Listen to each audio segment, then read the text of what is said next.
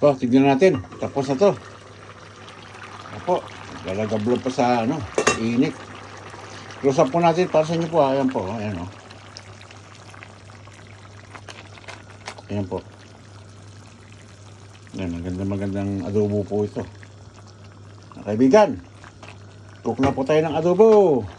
Ha! Only rice lang po katapat nito. Ayan po, tingnan po sa inyo. Ayan po, ganda nito. Saka masarap po to. Promise, masarap po. Ayan po, may carrots. Mayroong patatas. Ayan po. Medyo malapot ang sabaw. Tingnan po, kasimpleng adobo. Pero masarap po ito. Ayan, close up natin konti po. Close up. Ayan po. Ayan po. Paano po? Huwag lang kalimutan mag-like and share po at magandang tanghali sa ating muli po.